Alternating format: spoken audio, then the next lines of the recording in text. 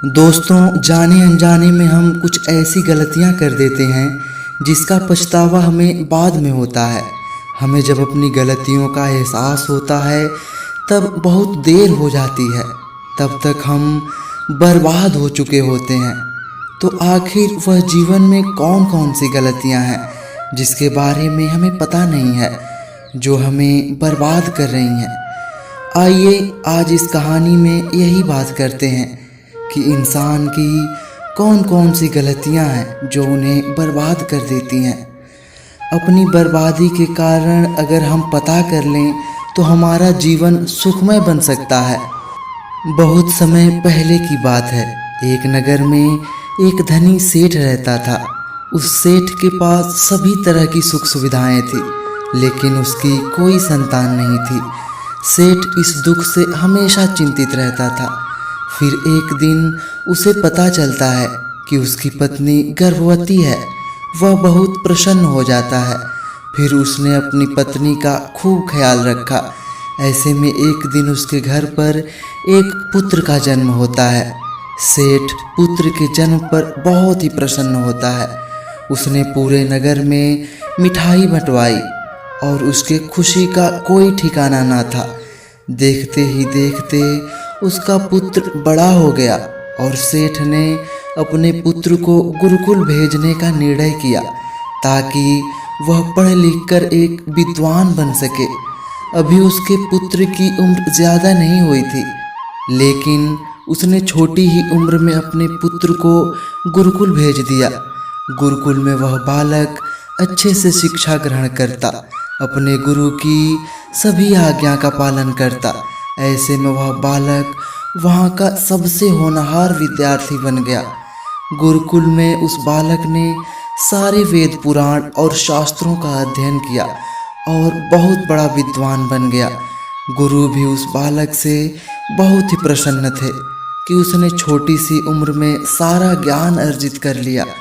लेकिन वह कहते हैं ना, समय कब बदल जाए किसी को पता नहीं रहता।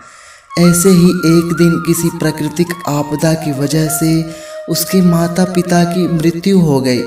और जब उसके माता पिता की मृत्यु हुई तब तक उस बालक की शिक्षा पूर्ण नहीं हुई थी।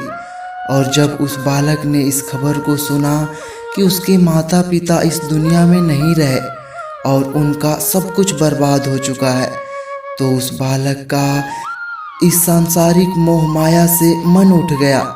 उसके बाद उस बालक ने निश्चय किया कि वह गुरुकुल से शिक्षा पूर्ण करने के बाद अपना संपूर्ण जीवन लोगों की भलाई में व्यतीत कर देगा। और जब उस बालक की शिक्षा पूर्ण हो गई, उसके बाद वह बालक सन्यासी बन गया और वह सांसारिक वस्तुओं से दूर हिमालय जंगल में चला गया। वन में जाकर उसने लंबे समय तक तपस्या की। तपस्या पूर्ण करने के बाद उस सन्यासी ने लोगों को शिक्षा देना प्रारंभ कर दिया। समय के साथ साथ उस सन्यासी की चर्चा चारों तरफ होने लगी और दूर दूर से लोग उसके पास शिक्षा ग्रहण करने आने लगे और बहुत से लोग उसके पास अपनी समस्याओं का समाधान खोजने के लिए भी आने लगे। सन्यासी सभी लोगों की समस्याएं बड़ी आसानी से सुलझा देता, जिस वजह से वह पूरे राज्य में मशहूर हो गया। लेकिन जिस नगर में वह रहता था, उस नगर का राजा एक क्रूर व्यक्ति था। जब राजा को उस सन्यासी के बारे में पता चला तो उस राजा ने उससे मिलने का निश्चय किया। अगली सुबह राजा अपने महल से निकलकर उस सन्यासी से मिलने के लिए निकल गया और फिर सन्यासी के कुटिया के बाहर पहुंच गया।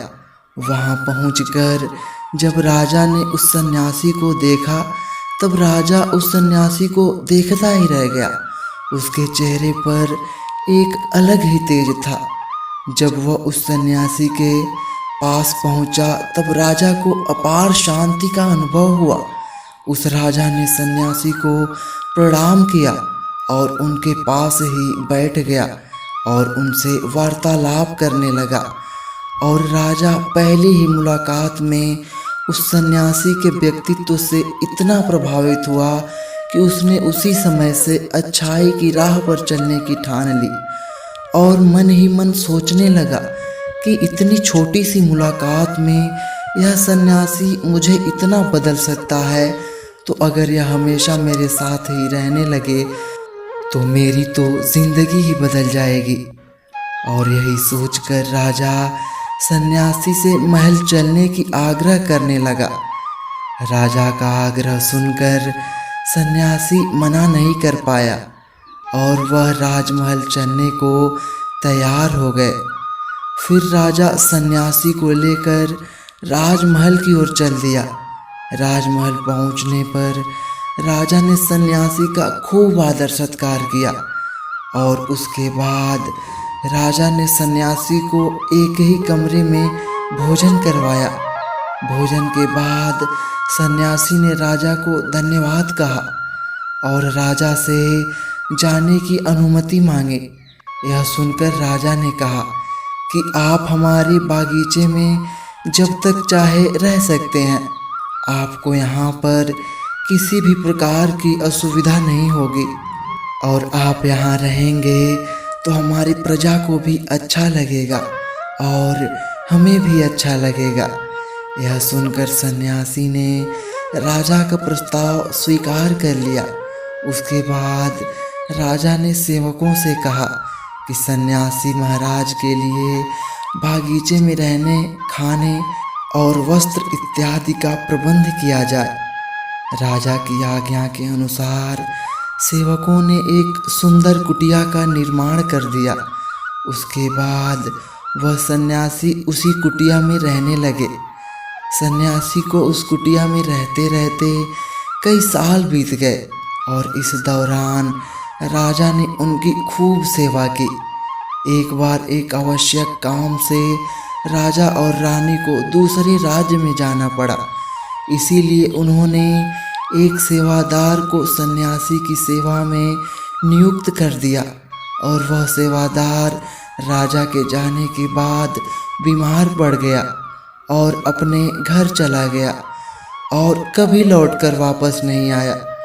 ऐसे में राजा जब वापस आया तो सन्यासी क्रोध के मारे उस राजा को बहुत कुछ सुनाए और राजा से कहा कि हे राजन, जो जिम्मेदारी तुम पूरा नहीं कर सकते तो उसे उठाते ही क्यों हो। तब राजा ने सन्यासी से क्षमा मांगते हुए कहा कि गुरुदेव, यदि मुझसे कोई भूल हो गई हो तो उसके लिए मैं आपसे क्षमा मांगता हूँ। मुझे क्षमा कर दीजिए और आप अपने क्रोध को शांत कीजिए और कृपा करके बताइए कि आपको क्या कष्ट हुआ है। यह सुनकर उस सन्यासी ने कहा कि तुम्हारे जाने के बाद मुझे यहाँ पर किसी ने भोजन नहीं दिया और मैं बहुत दिनों तक भूखा ही रहा। मुझे यहाँ पर आकर किसी ने पूछा तक नहीं कि मैं किस हाल में हूँ। यह सुनकर राजा ने सन्यासी से फिर से क्षमा मांगी और कहा कि गुरुदेव, आज के बाद ऐसी कोई गलती नहीं होगी। और इसके बाद मामला शांत हो गया। जब राजा और सन्यासी के बीच वार्तालाप हो रही थी तब रानी भी यह सारी बातें चुपके से सुन रही थी और सब कुछ देख रही थी। उसके बाद राजा ने उस सन्यासी को कोई भी शिकायत का मौका नहीं दिया और उसकी खूब सेवा की। परंतु कुछ दिनों बाद राजा को फिर किसी आवश्यक कार्य से अपने राज्य से बाहर जाना पड़ा, लेकिन इस बार राजा ने राज्य से बाहर जाने से पहले अपनी रानी को कहा कि जब तक मैं आ नहीं जाऊं तब तक आप स्वयं सन्यासी की देखभाल करोगी। यह सुनकर रानी ने कहा कि जी महाराज, आप निश्चिंत होकर जाइए, मैं सन्यासी महाराज की अच्छे से सेवा करूंगी। उसके बाद रानी हर रोज़ भोजन बनाकर सन्यासी को भेज देती थी, लेकिन एक दिन रानी नहाने के लिए चली गईं और सन्यासी को भोजन देना भूल गईं। सन्यासी ने काफ़ी देर तक भोजन का इंतज़ार किया, लेकिन जब भोजन नहीं आया तो सन्यासी सोच में पड़ गया कि आज खाना क्यों नहीं आया। उसके बाद सन्यासी ने सोचा कि वह खुद महल में जाकर देखेगा कि आखिर अब तक खाना क्यों नहीं आया, और फिर वह महल पहुंच गया। जब वह महल के अंदर दाखिल हुआ, वहां उसकी नज़र रानी पर पड़ी। रानी के बड़े लंबे घने काले केश उसके कमर पर लहर रही थी। उसकी कजरारी आँखें जो देखने मात्र से किसी को घायल कर देती। उसकी हिरनी जैसी चाल, रानी के इतनी सुंदर रूप को देखकर सन्यासी चकित हो गया, और रानी की सुंदरता सन्यासी के मन में घर कर गई, और वह वहाँ से बिना कुछ कहे ही अपनी कुटिया में लौट आया। सन्यासी रानी के रूप की सुंदरता को भुला ना सका, और वह खाना पीना छोड़कर अपनी कुटिया में पड़ा रहा। सन्यासी अपने विचारों के चलते कई दिनों तक कुछ नहीं खाया, जिस वजह से वह बहुत कमज़ोर हो गया। फिर कुछ समय बाद जब राजा वापस लौटे और जब उन्हें सन्यासी की हालत का पता चला, तो वह सीधे सन्यासी से मिलने उनकी कुटिया के पास पहुंच गए और बोले कि हे गुरुदेव, क्या बात है, आपको क्या हो गया है और आप इतने कमज़ोर कैसे हो गए हैं? आपको किस बात की चिंता है? किस गहरी सोच में डूबे हुए हैं? क्या मुझसे कोई भूल हो गई है? तब सन्यासी ने कहा कि नहीं राजन, आपसे कोई भूल नहीं हुई है। यह सुनकर राजा ने कहा, तो फिर आखिर क्या बात है? आप मुझे बताइए, मैं आपकी परेशानी ज़रूर हल करूँगा। यह सुनकर सन्यासी ने राजा से कहा कि हे राजन, मैं आपकी रानी की अद्भुत सुंदरता को देखकर उनके विचारों में खो गया हूँ, और अब मैं रानी के बिना जिंदा भी नहीं रह सकता। यह बातें सुनकर राजा हैरान रह गया, और कुछ देर सोचने के बाद राजा ने उस सन्यासी से कहा, मैं आपको रानी दे दूँगा। यह बात सुनते ही सन्यासी बहुत प्रसन्न हो गया। फिर राजा सन्यासी को लेकर महल चले गए, और जब राजा सन्यासी को लेकर महल पहुँचे, उस दिन रानी ने सबसे सुंदर वस्त्र पहनी हुई थी। फिर राजा रानी के पास पहुँचे और रानी से कहा कि आपको इस सन्यासी की मदद करनी चाहिए। यह बहुत कमज़ोर पड़ गए हैं, और मैं नहीं चाहता कि किसी ज्ञानी पुरुष की हत्या का कलंक मेरे सर पर लगे। उसके बाद राजा ने रानी से पूछा कि क्या आप इस कलंक को अपने सर लेना चाहेंगी? राजा की आवाज़ सुनकर रानी ने राजा से पूछा कि आखिर इस सन्यासी के दुख का कारण क्या है। तब राजा ने रानी से कहा कि सन्यासी आपके अद्भुत सुंदरता से दीवाने हो गए हैं। राजा की यह बात सुनकर रानी ने कहा, राजन, आप चिंता ना करें, अब आप सब कुछ मेरे ऊपर छोड़ दीजिए। मुझे पता है कि मुझे अब क्या करना है, जिससे आपके ऊपर ना तो सन्यासी के हत्या का पाप लगेगा और ना ही उससे मेरी पवित्रता नाश होगी। रानी की यह बात सुनकर राजा ने रानी को सन्यासी को सौंप दिया। इसके बाद सन्यासी रानी को लेकर कुटिया में पहुँचे। कुटिया के अंदर दाखिल होकर रानी ने सन्यासी से कहा कि हमें रहने के लिए घर चाहिए, हम इस झोपड़ी में नहीं रह सकते। यह सुनकर सन्यासी राजा के पास गया और राजा से जाकर बोला कि हे राजन, हमें रहने के लिए एक घर चाहिए, हम इस झोपड़ी में नहीं रह सकते। यह सुनकर सन्यासी राजा के पास गया और राजा से जाकर बोला कि हे राजन, हमें रहने के लिए एक घर चाहिए। सन्यासी की बात सुनकर राजा ने उनके लिए घर का प्रबंध कर दिया। फिर सन्यासी रानी को लेकर घर पहुंचा। जब रानी सन्यासी के साथ उस घर पर पहुंची, तब रानी ने कहा कि यह घर तो बहुत गंदा है और इसकी हालत बहुत ख़राब है, मैं इस घर में नहीं रह सकती।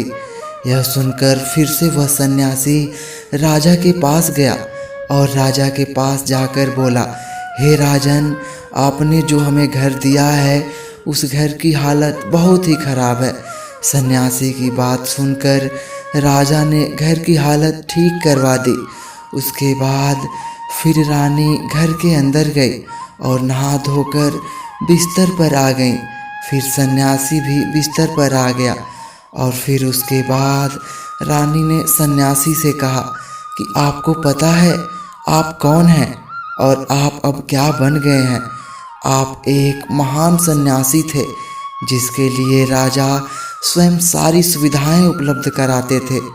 ऐसा सन्यासी जिसके पास लोग दूर दूर से ज्ञान ग्रहण करने आते थे, जो लोगों को सत्य की राह दिखाया करते थे, जो लोगों की समस्याओं का समाधान करते थे, जिनको सभी लोग सर्वश्रेष्ठ गुरु मानने लगे थे, जिनकी लोग भगवान के रूप में भी पूजा करने लगे थे।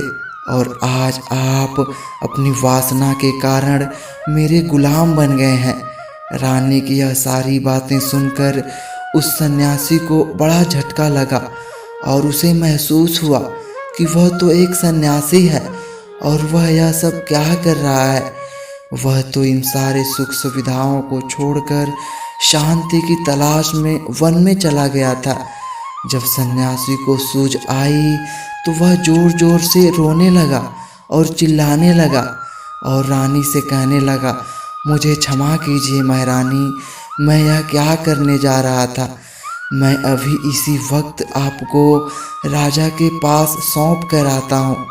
सन्यासी की यह बात सुनकर रानी ने सन्यासी से प्रश्न किया कि हे गुरुदेव, मेरे मन में भी एक प्रश्न उठ रहा है, कृपया मेरे प्रश्न का उत्तर दीजिए।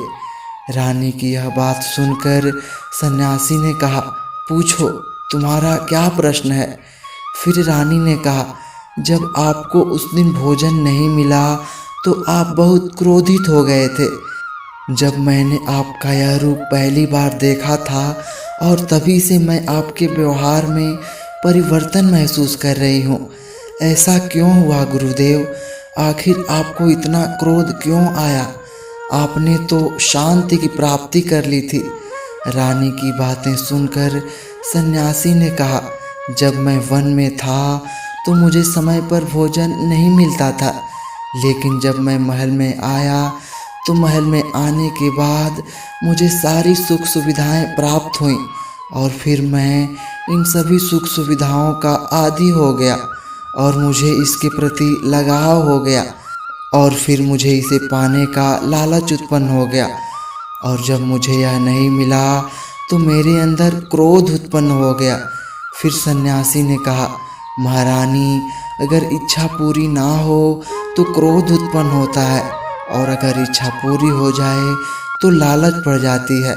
सन्यासी ने आगे कहा, यह इच्छा की पूर्ति ही मुझे वासना के द्वार पर ले आई है और मैं आपके प्रति आकर्षित हो गया। इसके बाद वह सन्यासी ने आगे कहा, यह इच्छा की पूर्ति ही मुझे वासना के द्वार पर ले आई है और मैं आपके प्रति आकर्षित हो गया। इसके बाद वह सन्यासी रानी को लेकर राजा के पास पहुंचा और बोला कि हे राजन, मुझे क्षमा कर दीजिए, मुझे अपनी गलती का एहसास हो गया है। ये लो आपकी रानी, मुझे यह सब नहीं चाहिए।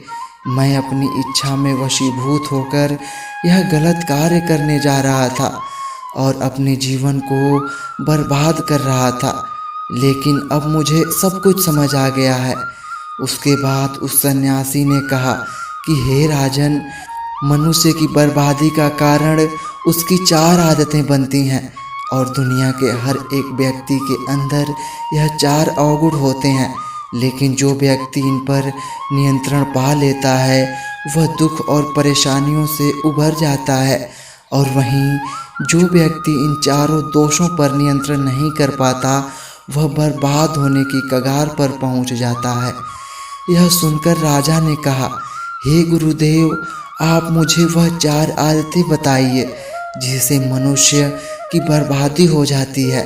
फिर सन्यासी ने राजा को मनुष्य को बर्बाद कर देने वाले 4 आदतों के बारे में बताया कि हे राजन, मनुष्य को बर्बाद करने वाली पहली आदत है उसकी इच्छा, क्योंकि इच्छा ही दुनिया के हर एक व्यक्ति के अंदर का पहला अवगुण होता है। और जो व्यक्ति अपनी इच्छाओं को नियंत्रण में नहीं रख पाता है वह जीवन में किसी भी जगह सफल नहीं हो पाता है, क्योंकि जैसे ही उसकी एक इच्छा पूरी होती है वह दूसरी की ओर बढ़ने लगता है, और दूसरी पूरी होती है तो तीसरी इच्छा उसके मन में जागृत हो जाती है, और फिर ऐसा करते करते इच्छाओं का नियंत्रण ना होने के कारण इंसान के मन में संतोष का भाव नहीं आ पाता है और इसी जाल में उलझा हुआ रहता है और मनुष्य दुखी रहता है।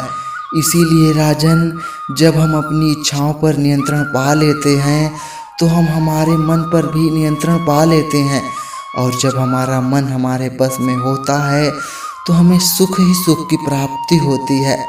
फिर जो हम चाहते हैं वही हमारे साथ होता है। फिर सन्यासी कहता है कि हे राजन, मनुष्य को बर्बाद करने वाली दूसरी आदत है वासना। वासना का जन्म हमारे मन में उठने वाली इच्छाओं से होता है। जिस प्रकार इच्छाओं का कोई अंत नहीं होता, उसी तरह मनुष्य वासना के जाल में फंसता ही चला जाता है। वासना में वशीभूत होकर इंसान को कुछ भी नज़र नहीं आता। आज तक जितनी भी लड़ाइयाँ हुई हैं उसका सबसे बड़ा कारण स्त्री को पाने की इच्छा के कारण ही हुई है। स्त्री के प्रेम में वशीभूत होकर आज से कई राजाओं ने युद्ध किया है। रावण एक बड़ा बुद्धिमान व्यक्ति था, लेकिन वह माता सीता के सुंदरता से वशीभूत होकर अपने आप को बर्बाद कर लिया। उसकी मृत्यु का कारण एक स्त्री ही बनी थी। कई राजा महाराजा तो युद्ध में इसलिए हार गए क्योंकि वह लोग स्त्रियों से रासलीला रचाने में ही रह गए। ईश्वर ने स्त्री की उत्पत्ति इस संसार को बढ़ाने के लिए की है, लेकिन आजकल लोगों ने इसे अपना वासना का रूप बना लिया है। स्त्री को अपने मनोरंजन का सामान सोचने लगे हैं, और जब उन्हें अपना यह मनोरंजन नहीं मिलता तो वह पागल हो जाते हैं और न जाने क्या क्या कर बैठते हैं। इसलिए राजन, जितना हो सके उतना ही वासना से दूर रहना चाहिए। फिर सन्यासी कहते हैं कि हे राजन, मनुष्य को बर्बाद करने वाली तीसरी आदत है क्रोध, क्योंकि जब मनुष्य की वासना की पूर्ति नहीं होती है तो उसके अंदर क्रोध उत्पन्न हो जाता है, और जब व्यक्ति को क्रोध आता है तो उस पर उसका नियंत्रण नहीं होता, और फिर वह क्रोध में आकर कई गलत निर्णय ले लेता है, और क्रोध में व्यक्ति दूसरों को भला बुरा कह देता है, गालियाँ भी दे देता है, और जब उनका क्रोध शांत होता है तो उन्हें अपनी गलतियों का एहसास होता है, लेकिन तब तक तो सब कुछ बर्बाद हो चुका होता है। क्रोध के कारण मनुष्य के कई बने बनाए काम बिगड़ जाते हैं। जब जब मनुष्य के अंदर क्रोध उत्पन्न होता है तो वह अंदर से बहुत कमज़ोर हो जाता है, और एक कमज़ोर मनुष्य जीवन में कुछ भी नहीं कर सकता, उसे कभी भी सफलता नहीं मिलती है। फिर सन्यासी कहते हैं, राजन, मनुष्य को बर्बाद करने वाली चौथी आदत है लालच। राजन, लालच का फल सदैव ही बुरा होता है। लालच में पड़कर हम बहुत लोगों का बुरा कर देते हैं। हर मनुष्य के जीवन में ऐसे अवसर अवश्य आते हैं जब वह लालच कर बैठता है, और अधिक पाने की लालसा में वह कुछ ऐसा कर जाता है जो उसके पास था वह खो देता है, क्योंकि जैसे ही व्यक्ति की एक इच्छा पूरी होती है उसका लालच भी बढ़ जाता है, और उसके मन में कई और सारी आकांक्षाएं जन्म लेने लगती हैं। जो व्यक्ति अपने जीवन में लालच करता है वह कामयाबी से धीरे धीरे दूर हो जाता है। अगर हम समय रहते ही अपने लालच को त्याग दें और उसके फेरे में ना पड़ें तो हम एक सफल व्यक्ति अवश्य बन सकते हैं। फिर अंत में सन्यासी कहता है कि हे राजन, अगर मनुष्य इन 4 आदतों को छोड़ देता है तो उसे जीवन में सफल होने से कोई नहीं रोक सकता है। मैं एक सन्यासी होकर भी इन आदतों में पड़ गया था और खुद को बर्बाद करने चला था। इसलिए हे राजन, इन 4 आदतों से मनुष्य को हमेशा दूर रहना चाहिए। तो दोस्तों, आशा करता हूँ इस कहानी से आपको बहुत ही अच्छी सीख मिली होगी। तो जल्दी से चैनल को सब्सक्राइब और वीडियो को लाइक कर दीजिएगा। मिलते हैं आपसे अगली वीडियो में, तब तक के लिए धन्यवाद।